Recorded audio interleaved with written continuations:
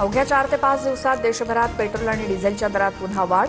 मुंबईत पेट्रोल 91 पैशांनी तर हाय स्पीड डिझेल 94 पैशांनी महागलं। आठवड्याभरापूर्वी पेट्रोल डिझेलचे दर 3 रुपयांनी वाढले असता आता पुन्हा दरवाढ। भारत रशियाकडनं कच्च्या तेलाची खरेदी सुरूच ठेवणार। सूत्रांची माहिती। अमेरिकेकडनं रशियन कच्च्या तेलावरील निर्बंधांमध्ये 30 दिवसांची तात्पुरती सवलत, मात्र निर्बंध लादण्याचा किंवा शिथिल करण्याचा भारतावरती परिणाम नाही।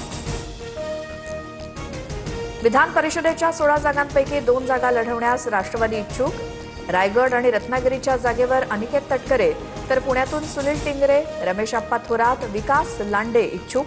सुनेत्रा पवारांच्या भेटीसाठी इच्छुक देवगिरीवर।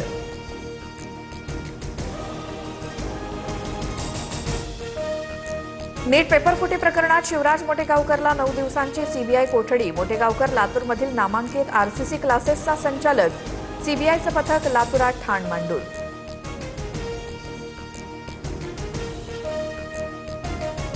नीटचे प्रश्न फोडताना मनीषा मांढरेकडनं मोठी खबरदारी। मांढरे सर्व प्रश्न तोंडपाठ ठेवत असल्यामुळे तपासात तांत्रिक अडचणी।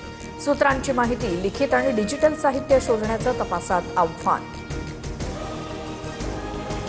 देशभरातील 12.5 लाख औषधांच्या दुकानांचा उद्या देशव्यापी बंद। ऑनलाईन आणि बेकायदा औषध विक्रीला केमिस्ट संघटनांचा कडाडून विरोध। सरकारनं दखल न घेतल्यास बेमुदत संपाचा इशारा। देशातील प्रमुख जलाशयांमधील पाण्याची पातळी झपाट्यानं कमी झाली।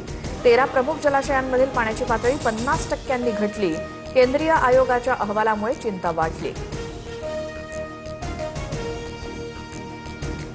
मुंबईतील वांद्रे पूर्व स्टेशन परिसरात रेल्वेकडनं 2 दिवस अतिक्रमण हटाव मोहीम। गरीबनगरमधील अनेक वर्षांपासूनच्या बेकायदेशीर झोपड्या अखेर हटवणार। नोटीस न देता कारवाई केल्याचा स्थानिकांचा आरोप। रायगड जिल्ह्यातील जंजिरा किल्ला 26 मे पासून पर्यटकांसाठी बंद। पावसाळी सुरक्षेसाठी जंजिरा 3 महिने बंद ठेवण्याचा निर्णय। सप्टेंबरमध्ये किल्ला पुन्हा पर्यटकांसाठी खुला केला जाणार।